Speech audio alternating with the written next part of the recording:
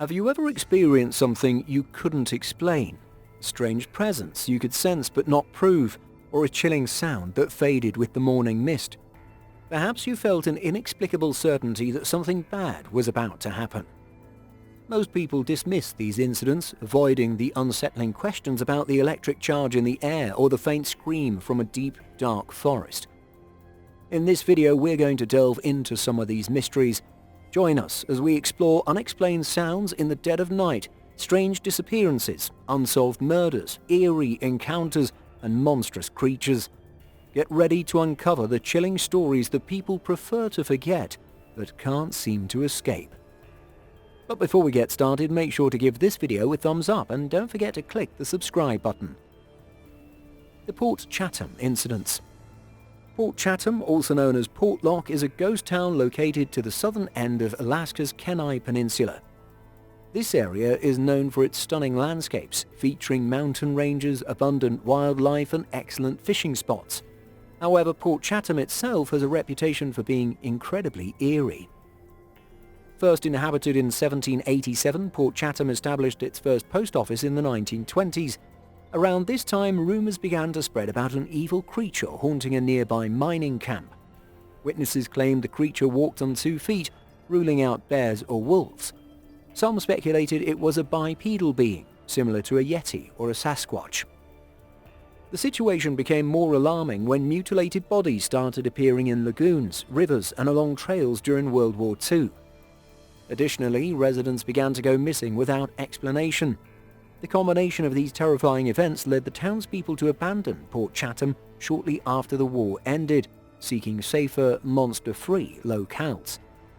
Years later, hunters returning to the area discovered 18-inch long footprints resembling human tracks, but patterned like those of a deer or wolf.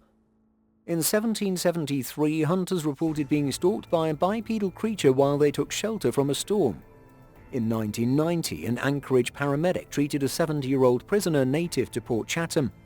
Upon mentioning a hunting trip in the area, the prisoner anxiously asked, "Did you see it? Did it bother you?" To this day, the identity of the creature that terrorized Port Chatham remains unknown. The mystery of what drove the townspeople away continues to intrigue and unsettle those who hear the story. The Route 29 Stalker. By the mid-1990s, concerns about serial killers and stalkers had become prevalent in the United States. People took precautions such as arriving home before dark or enhancing their security measures. Tragically, not everyone managed to stay safe, especially starting from 1996 onwards. In Virginia, a disturbing series of events unfolded between 2009 and 2014 along Route 29, where 5 young women disappeared. 9 cases of murder and disappearance occurred along this route, with only 3 cases solved to date. Convictions were secured for the murderers of Morgan Dana Harrington, Alexis Murphy, and Hannah Graham. The unsettling chain of events began with Alicia Showalter Reynolds in 1996. She vanished while en route from Baltimore to Charlottesville to meet her mother. Concern grew when Alicia failed to arrive at the appointed time. Her car was discovered along a highway near Culpeper that evening, with a paper napkin beneath the windshield wiper, though the vehicle showed no signs of mechanical issues. During the search for Alicia, witnesses reported seeing her speaking with a man in a pickup truck. Subsequently, numerous women came forward, describing encounters with a similar man on the highway. He would tail them, flashing his lights and honking, pretending there was something wrong with their cars to persuade them to pull over. One woman narrowly escaped harm after suspecting foul play and fighting back when the man tried to divert from the route. Unfortunately, Alicia Reynolds did not survive. Her body was found 15 miles southeast of Culpeper 2 months after she went missing. Other victims believed to have fallen prey to the Route 29 stalker include Julianne Williams, Laura Winans, Anne Carolyn McDaniel, Samantha Clark, and Sage Smith. Investigators have speculated that the stalker might have been Richard Mark Evans, a suspected serial killer active in the region around the same time as the disappearances. In 2023, Alicia Reynolds' family urged authorities to reopen her case after noting similarities between a police sketch of the Route 29 stalker and a suspect in the Gilgo beach murders, Rex Hoyerman. As of 2024, however, insufficient evidence has hindered identifying the killer responsible for these tragic events, leaving the Route 29 stalker mystery unresolved. The Ghost of Henry Wells. Alabama is renowned for its chilling ghost tales, though many dismiss them as mere flights of fancy or the result of overactive imaginations fueled by spirits. Yet one legend stands out, the haunting visage in the courthouse window. The tale centers around Henry Wells, who allegedly set fire to the Pickens County courthouse and faced a lynch mob as a consequence. Standing defiantly in the window, he professed his innocence to the crowd. As he did so, lightning struck, imprinting his likeness onto the glass. Wells purportedly met his demise at the hands of the mob, cursing them with haunting promises. The next day, a member of the lynch mob was shocked to see Wells' distorted face staring back at him from the window. Despite attempts to clean the glass, the image remained, visible only from the outside and impervious to scrubbing with soap or chemicals. Even after the original pane was broken, the face reportedly persisted. To this day, during stormy weather, witnesses claim to see the eerie face in the window and hear mournful wails echoing from within. Skeptics offer alternative explanations, but some versions of the story assert that the window pane bearing Wells' imprint is the sole survivor of courthouse renovations. Is the face in the window truly Henry Wells' ghostly imprint, or is there a rational explanation for this enduring phenomenon?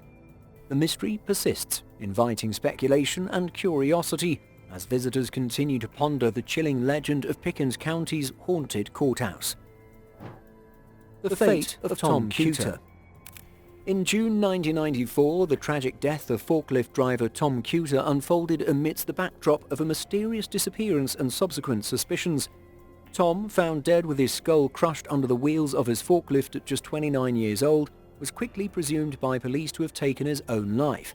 This conclusion stemmed from a theory that he had loaded the forklift with lumber, set it in motion, and positioned himself in its path, a drastic act supposedly triggered by guilt over his suspected involvement in a co-worker's disappearance.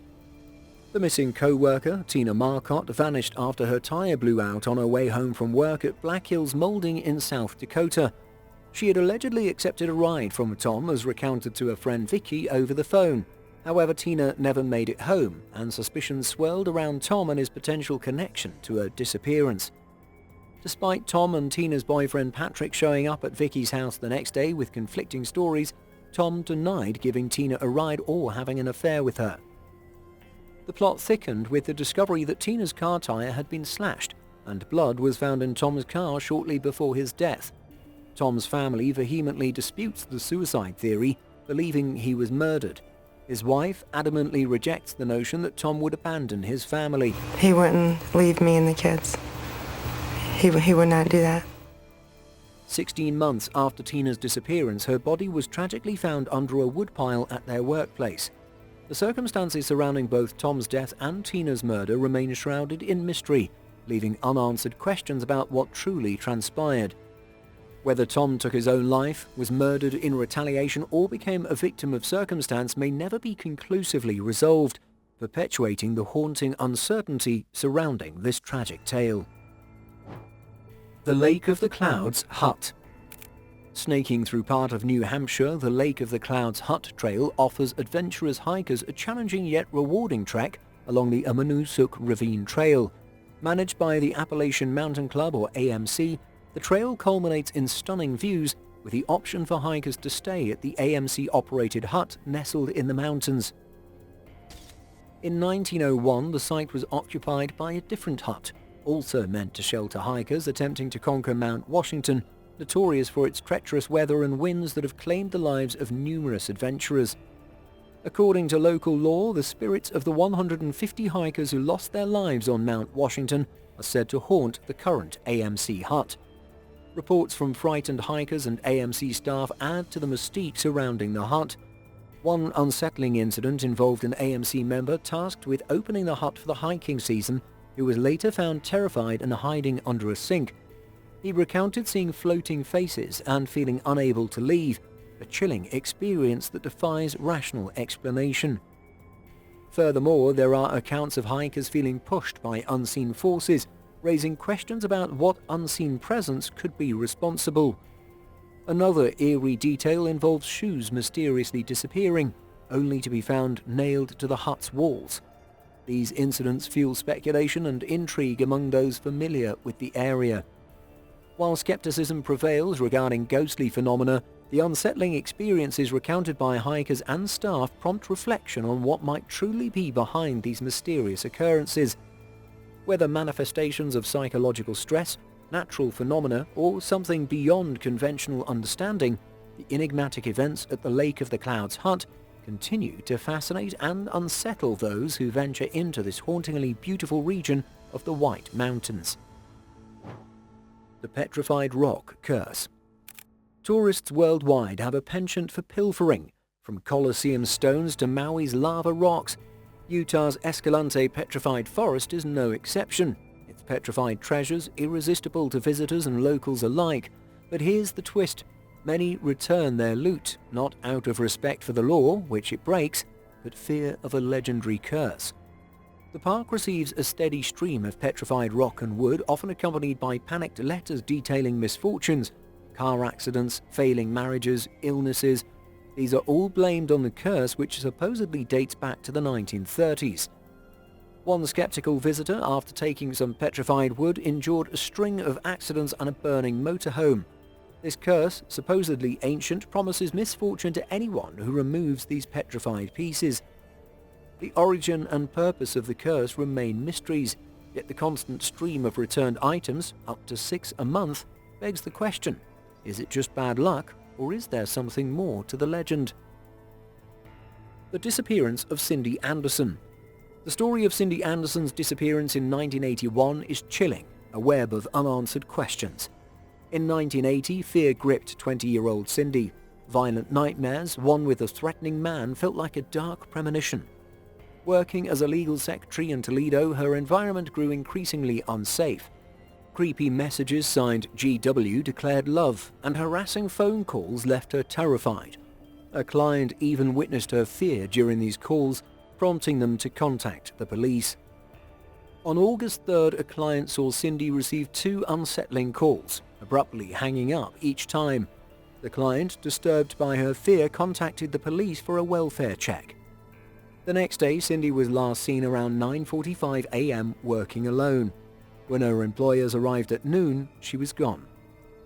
The office held an unsettling atmosphere, a strong nail polish remover smell, Cindy's book open to an abduction scene mirroring her nightmare, and her missing purse and keys. Her car remained and financial records showed no activity. A tip claiming Cindy was alive in a White House basement led nowhere. GW came forward, claiming his love messages were for a different Cynthia, but his initials matched a handyman with building access. However, no charges were ever filed. 4 decades later, the mystery of Cindy Anderson's disappearance remains unsolved. Who terrorized her? Who abducted her? Is she still alive? Did she leave on her own? Cindy's case is a chilling reminder of unsolved mysteries that leave families and communities forever searching for answers. The Shaman's Portal in Beaver Dunes Park. Beaver Dunes Park, Oklahoma attracts visitors with its scenic sand dunes, but some avoid it entirely.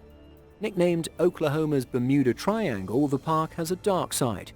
People vanish here. The mystery began in the 1500s. Men with explorer Francisco Coronado disappeared from the dunes amidst green lightning flashes. Legends say Native Americans warned Coronado of the dangers, but he ignored them. The incident was documented in Coronado's journals. These disappearances and others that followed fueled the belief in a shaman's portal hidden in the dunes. A pioneer woman vanished in 1897, and a tourist from Colorado in 1987. More bizarre theories emerged. A UFO crash site buried beneath the sand, and even reports of men in military gear digging at night. What truly happened to those who disappeared? Did a portal claim them, or was it something more mundane? Unanswered questions linger. Dr. Mark Thatcher claims his research in the area was abruptly halted in the 90s by shadowy figures. Were these the infamous Men in Black? The mystery of Beaver Dunes Park continues to baffle and intrigue, a chilling reminder of the unexplained that can lurk beneath the surface of seemingly ordinary places. The mystery of the White Bird biplane.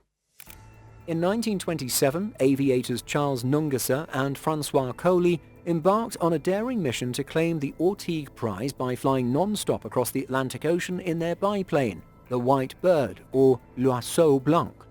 Departing from Paris with the goal of reaching New York Harbor by May 9th, they vanished somewhere over the vast expanse of the Atlantic, never reaching their destination.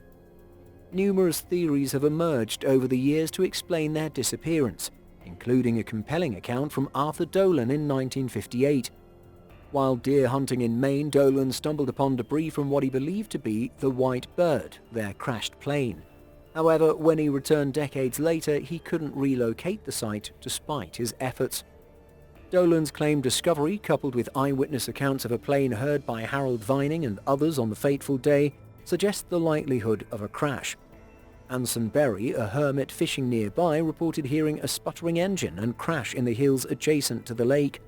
Despite Dolan's efforts to interest experts in using advanced technology to search the site before his death in 2017, the mystery of the White Bird's fate remains unresolved.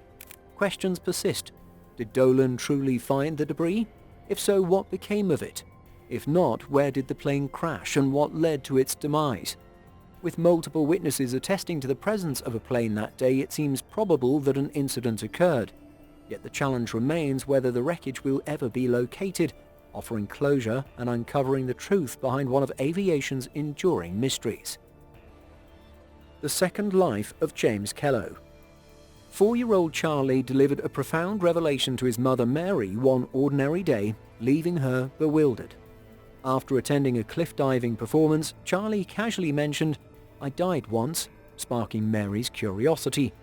Assuming he meant dived, Mary corrected him, but Charlie insisted, "No, I died once, and it hurts." As Mary probed further, Charlie shared details that seemed inexplicably linked to a man named James Kell from San Francisco, who had served as a naval officer aboard a warship. According to Charlie, he believed he was Kell in a previous life and recounted specific incidents, including Kell's heroic act of rescuing a crew member during a ship bombing.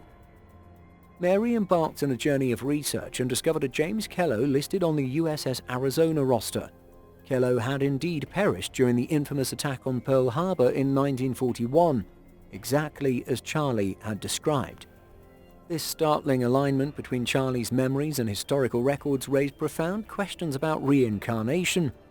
While some may question the validity of Charlie's claims, Mary's thorough investigation into Kell's life and death suggests a compelling connection beyond coincidence.